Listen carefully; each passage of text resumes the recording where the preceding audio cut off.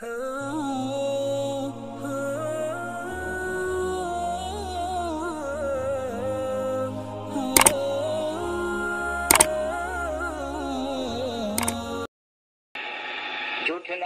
شروع کیا گیا ہے حضرت نوح علیہ السلام کے زمانے سے،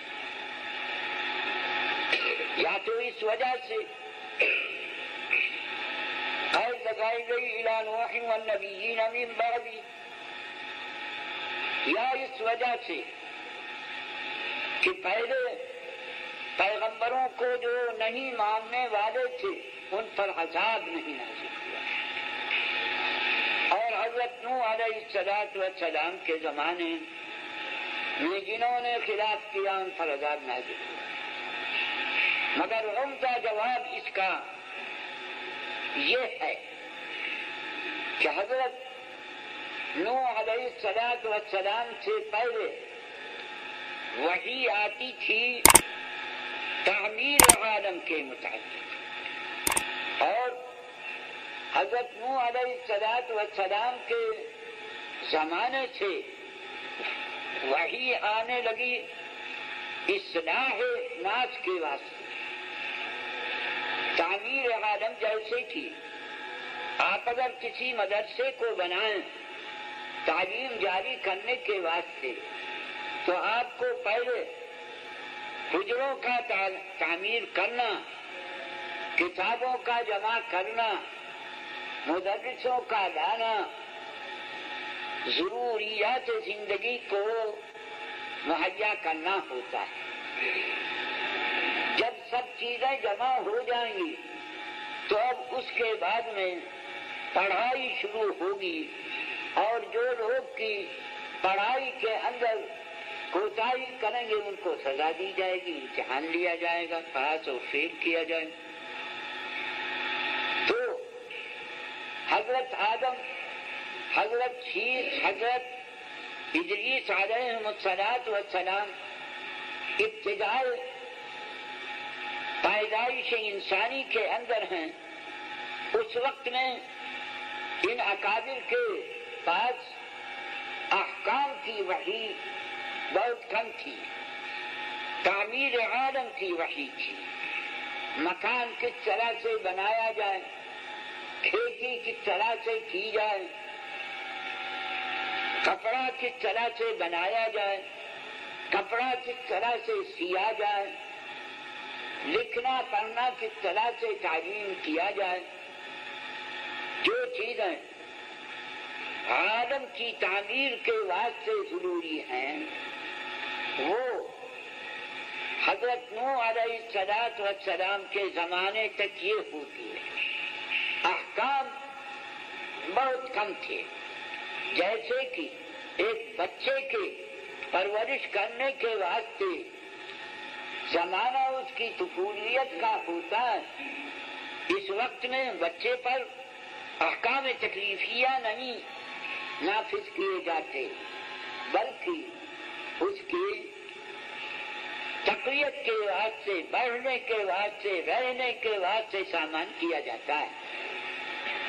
جب وہ 15 برس کا بالغ ہو گیا تب اب کہا جائے گا کہ نماز پڑھ، روزہ رکھ، احکام سے اس کو مطلع کیا جائے گا۔ تو حضرت نوح علیہ السلام سے پہلے اس عالم کا زمانہ طفولیت کا ہے۔ طفولیت کے زمانے میں جو احکام بارگاہ الہی سے نازل ہوتے ہیں وہ تعمیر کے ہیں، اس عالم کو بڑھانا اور زندہ کرنا۔ حضرت نوح علیہ السلام سے احکام ان کے اصلاح کے واسطے، تہذیب اور خداوند کریم کی عبادت کے واسطے احکام نازل۔ تو اس واسطے کہا گیا کما اوحینا الی نوح والنبیین من بعد۔ اسی زمانے میں جبکہ اشخاص کی تہذیب اور تربیت مقصود ہوتی ہے تو اگر کوئی پڑھنے پڑھنے کے اندر کوئی کوتاہی کرتا ہے تو مار پیٹ شروع ہوتی ہے، اور جب بچہ ابھی کھیلتا ہے، کمزور ہے، تو اس وقت میں مار پیٹ نہیں کی جاتی ہے۔ تو اس واسطے حضرت نوح علیہ السلام سے زمانہ عالم کے بالغ ہونے کا شروع ہوتا ہے، اور اس وقت سے مار پیٹ شروع ہوئی۔ اولاً عذاب منکرین کے اوپر حضرت نوح علیہ السلام کے زمانے میں آیا، اور پھر بعد میں ہر پیغمبر کے زمانے میں تحدید اور ان کی درستی کی گئی۔ بہرحال کما اوحینا الی نوح والنبیین من بعد سے ترجمۃ الباب کی توضیح ہوتی ہے، ثابت کیا جاتا ہے کہ جناب رسول اللہ صلی اللہ علیہ وسلم پر وحی آئی، اس کا مبدا ذات مقدسہ ہے، اوحینا الیہ۔ جو وحی آئی اس کی کیفیت وہ ہے جیسا کہ حضرت نوح علیہ السلام اور بعد کے انبیاء پر منتہا اس وحی کا نبی ہے، نبی کے پاس الہ نوح الہ انتہائی غایت کے واسطے ہے۔ تو اس واسطے مبادی وحی کے وسائط، وحی کے اس کا منتہا کیا ہے، وہ سب اس سے معلوم ہوتا ہے۔ اب اس کے بعد مصنف نے دو دعوے کیے یا ایک ہی دعویٰ؟ اگر قول اللہ کہا جائے، مرفوع کہا جائے تو دعویٰ ایک ہی ہے۔ کیف جواب کیف کان بدء الوحی الی رسول اللہ صلی اللہ علیہ وسلم، یہ دعویٰ ہے، اور اس کے لیے اس بات بالآیت انا اوحینا ایک مثبت ہے، اور پھر 6 روایتیں جو آگے ذکر کی جاتی ہیں وہ دوسری دلیل ہے۔ اور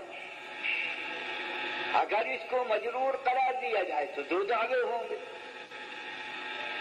قول اللہ تبارک و تعالی کیف ما کان، یہ 2 دعوے ہیں یا ایک دعویٰ ہے۔ اس کے بعد مصنف رحمۃ اللہ علیہ حدیث ذکر کرتا ہے۔ حدیث میں فرماتے ہیں حدثنا الحمیدی، حدث تحدید سے ہے، تحدید اخبار، انباء اور سمعت وغیرہ الفاظ استعمال کیے جاتے ہیں نقل روایت کے اندر۔ لغتاً تحدیث کہتے ہیں گفتگو کرنے کو، مگر عرف محدثین میں تحدیث کہا جاتا ہے قراءت الشیخ علی التلمیذ، جو چیز شیخ اپنے طور سے بیان کرے اور تلامیذ سنتے ہوں، اس کو تحدیث کہا جاتا ہے۔ حدثنا فلان اذا كان ذلك الاستاذ هو بنفسه يقرأ الرواية، اس کو تحدیث کہا جاتا ہے، قراءت ہو استاذ کی طرف سے۔ عام عادت جناب رسول اللہ صلی اللہ علیہ وسلم کی یہی تھی، آپ کے اوپر احکام نازل ہوتے تھے، آیتیں نازل ہوتی تھی، آپ لوگوں کو وہ پڑھ کر سناتے تھے۔ یہ تحدیث ہے، عادت جناب رسول اللہ صلی اللہ علیہ وسلم کی عام یہی ہے۔ اخبار ہے قراءت التلميذ على الشيخ، جس طرح سے تمہارے یہاں عادت ہے کہ تلميذ پڑھتا اور استاد سنتا ہے، اس کو اخبار کہا جاتا ہے۔ متقدمین محدثین کے یہاں پر اخبار اور تحدیث میں کوئی فرق نہ تھا، مگر متاثرین نے اس میں فرق کیا، تو اب اصطلاح جاری ہو گئی کہ اذا كانت الرواية بقراءة الشيخ على التلاميذ فذلك تحديث، وأما إذا كان بقراءة التلميذ على الشيخ فذلك اخبار۔ اخبار میں یہ ضروری ہے کہ استاد اس کا اقرار کرے، یعنی تلميذ کہتا ہے کہ احدثكم محمد بن بشار عن شعبة عن فلان عن فلان إلى النبي صلى الله عليه وسلم، سوال کرتا ہے خبر لے کر، فالشيخ يقول نعم حدثني فلان عن فلان، اس کا اقرار کرے۔ تو اخبار کے واسطے چونکہ قرات ہوتی ہے تلميذ کی، اور حقیقتاً تلميذ خبر دینے والا نہیں، خبر دینے والا استاد ہوتا، تو اس واسطے اس میں اقرار حقیقتاً یا حکماً شیخ کا ہونا چاہیے۔ تو حدثنا الحمیدی، حمیدی استاد ہیں امام بخاری کے، حدثنا کبھی کہا جاتا ہے، کبھی کہا جاتا ہے حدثنی۔ اگر استاد نے تلاميذ کو کے مجمع میں روایت ذکر کی ہے تو اس وقت میں کہا جائے گا حدثنا، اور اگر تلميذ ایک ہی ہے، شیخ نے اس کو روایت سنائی تو اس وقت میں حدثنی کہا جائے گا۔ اسی طرح سے سمعت فلانا یقول کذا و کذا، اگر تلميذ ایک ہے تو سمعت کہا جائے گا، اور اگر کئی آدمی ہیں تو کہیں گے کہ سمعنا فلانا یحدث کذا و کذا۔ تو تحدیث میں ہمیشہ قرات شیخ کی ہوگی تلاميذ پر، اور اخبار میں قرات تلميذ کی ہوگی شیخ پر۔ کبھی انبأنا فلان یا انبأنی فلان، اصطلاحاً اگر شیخ اپنی کتاب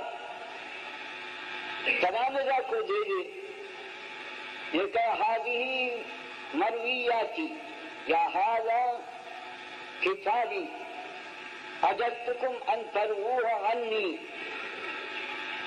تو اس وقت میں لفظ انباء استعمال کیا جاتا ہے، انبأنا فلان یا انبأنی فلان، اس کو کتاب دے دینا کہا جاتا ہے۔ اس کی تفسیر آپ نے نخبہ میں پڑھ لی ہو۔ کبھی لفظ حدثنا و اخبرنا و سمعت وغیرہ نہیں کہا جاتا، ہم فلان، ہم ذکر کیا جاتا ہے، قال ذکر کیا جاتا ہے۔ ہم اور قال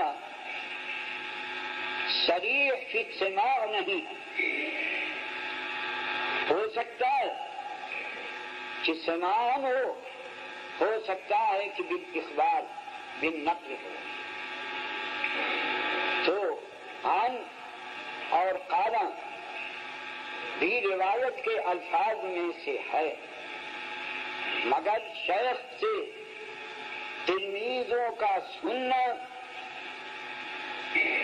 متصل سند ہونا ضروری ہے عن کے اندر اور قال کے اندر، بخلاف حدثنا اخبرنا اسلامک سمعت ڈیجیٹل ساؤنڈ اسٹوڈیو پاکستان میں اسلامک ریکارڈنگ کے لیے منفرد ادارہ تلاوت، حمد و نعت، نظمیں اور تقاریر ڈیجیٹل اسٹوڈیو میں اور دینی اجتماعات کی اسٹوڈیو کوالٹی میں ریکارڈنگ اور آڈیو کیسٹس کو سی ڈی میں کنورٹ کروانے کے لیے معیاری ادارہ اسلامک وائس۔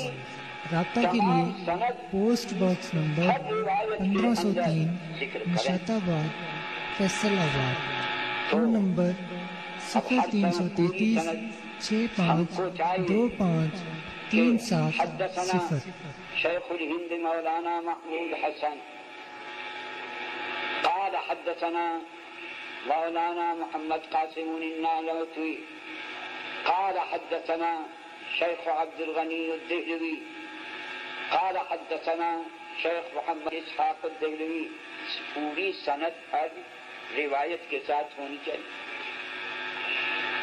اگر ہم اس پوری سند کو ہر روایت کے اندر ذکر کریں تو بہت دور ہو جائے گا۔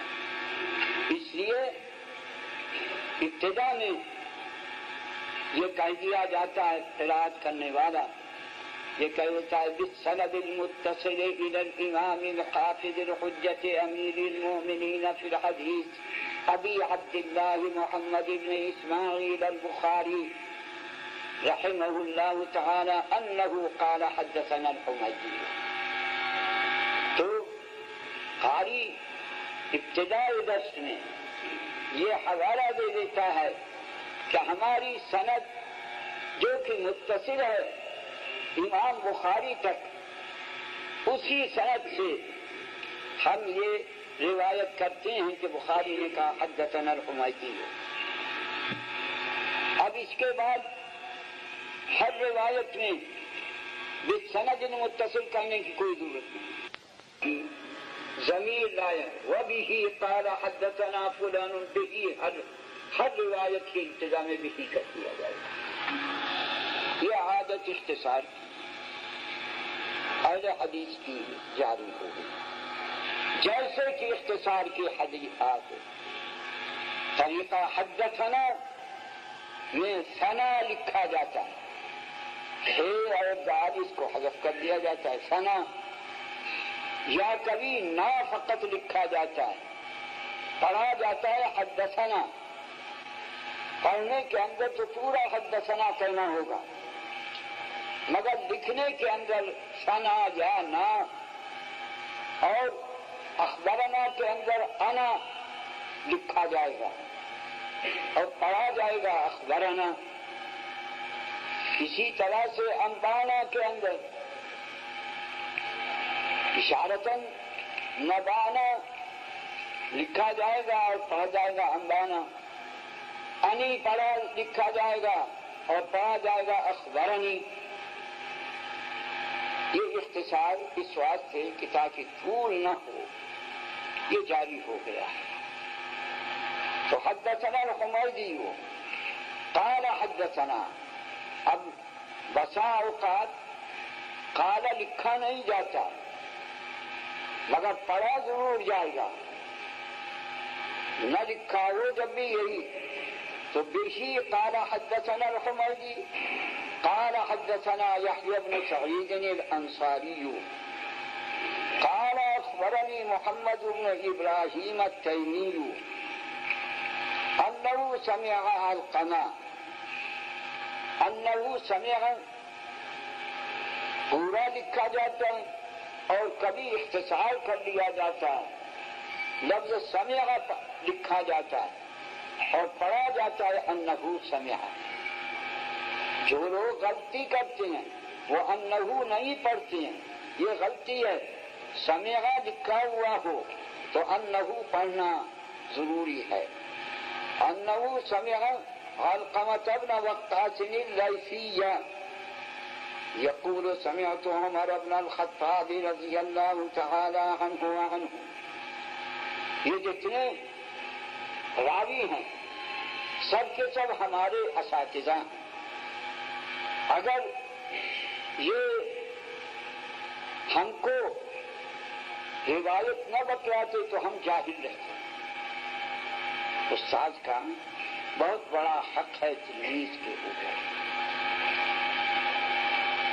جو شخص حق استادی ادا نہیں کرتا وہ نمک حرام.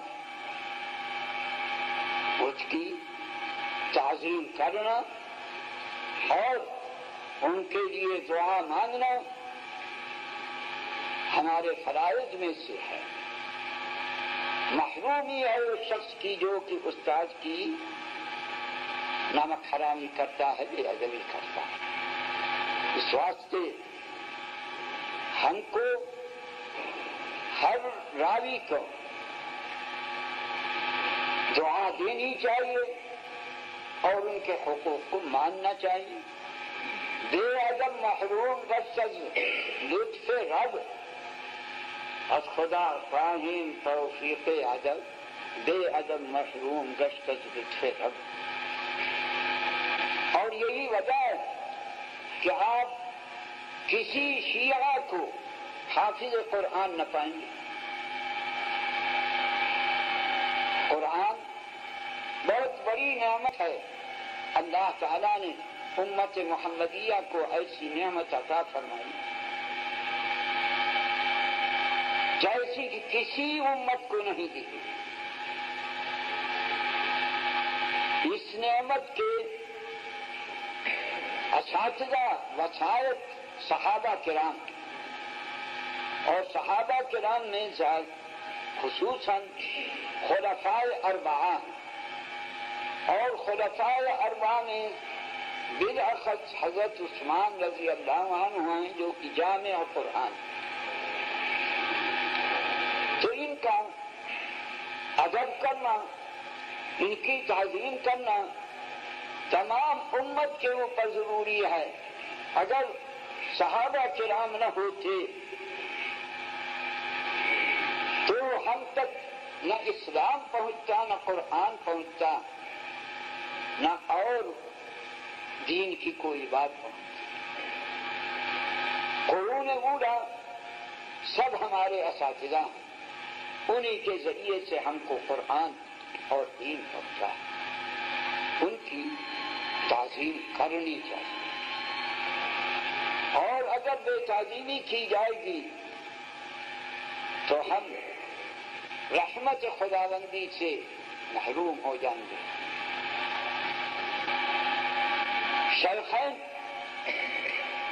کی شان میں اور خطنین کی حضرت عثمان رضی اللہ عنہ کی شان میں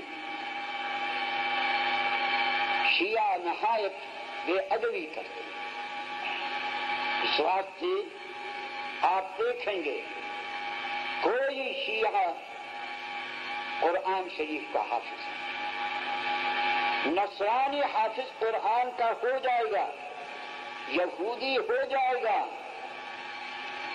مگر شیعی کبھی قرآن کا حافظ نہیں. پورے قرآن کا تجربہ کر کے دیکھیں.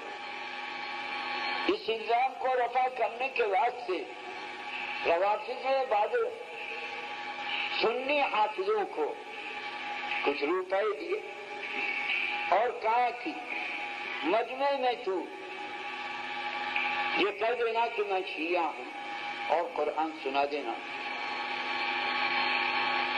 تو وہ غریب تھا، اس نے رشوت دے دیا. بڑے مجمع میں دعویٰ کیا گیا شیعوں کی طرف سے کہ ہم قرآن کے حافظ ہیں.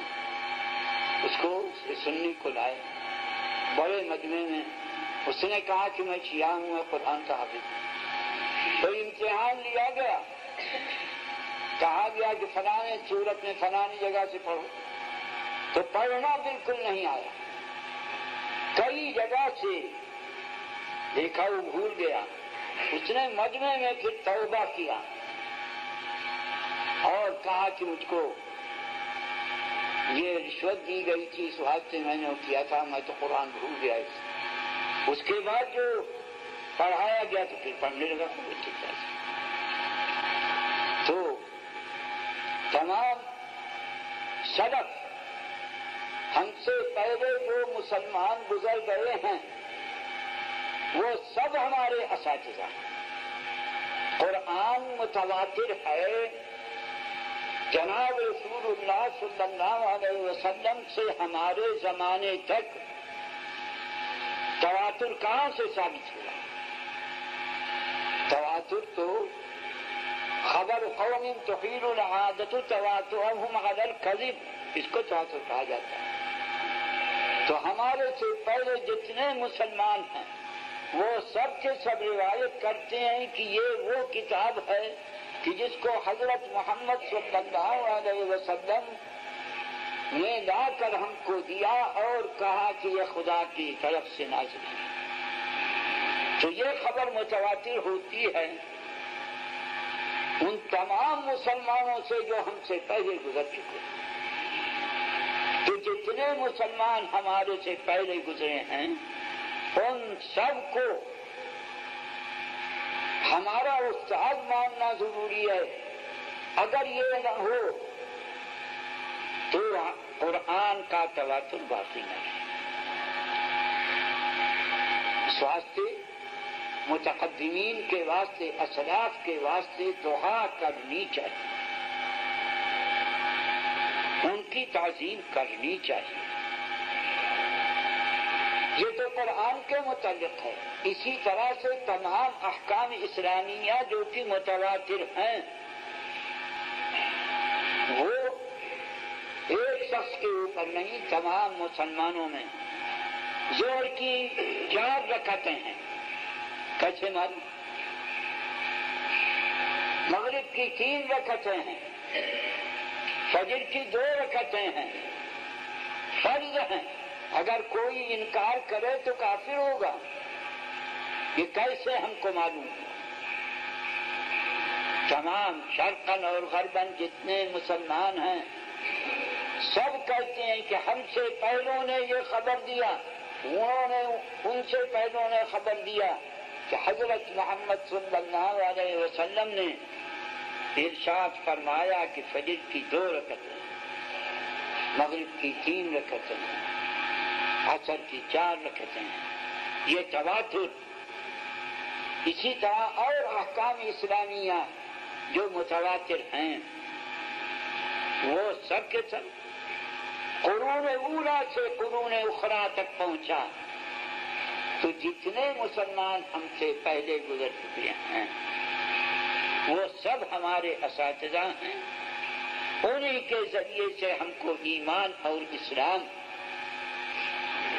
رسول کا ہونا، خدا کا موجود ہونا، جو چیزیں نقلی ہیں وہ سب انہی کے ذریعے سے۔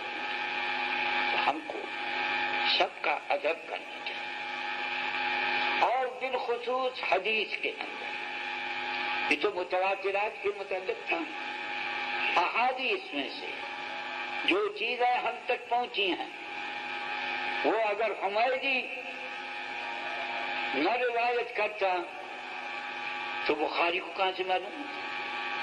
بخاری کا استاد حمیدی، اس کا استاد یحییٰ بن سعید۔ تو یہ سب ہمارے اساتذہ۔ ہم کو چاہیے کہ ان کا ادب کرے اور ان کے لیے دعا کرے۔ تو اس واسطے اب اگر ہر کلمے میں یہ کہا جائے حدثنا الحمیدی رحمہ اللہ تعالی قال حدثنا يحيى بن سعيد الأنصاري رحمه الله تعالى قال أخبرني محمد بن إبراهيم التيمي رحمه الله تعالى، ہر چیز کے ساتھ اگر کہیں تو بڑا طول ہو جائے۔ تو اس وقت سے مختصر طریقہ یہ ہے کہ صحابی کے نام پر جب پہنچو تو یہ کہو کہ سمعت عمر بن الخطاب رضی اللہ تعالی عنہ وعنہم، صحابی کے نام پر رضی اللہ تعالی عنہ وعنہم، عنہم سے مراد جو دوسرے راوی ہیں حمیدی، سفیان اور یحییٰ بن سعید انصاری اور اسی طرح سے علقمہ وغیرہ جتنے ہیں، سب کہتا ہے لا اکراہ فی الدین قد تبین الرشد من الغی، ومن يكفر بالطاغوت ويؤمن بالله فقد استمسك بالعروة الوثقى ما أنت عليهم بمسيطر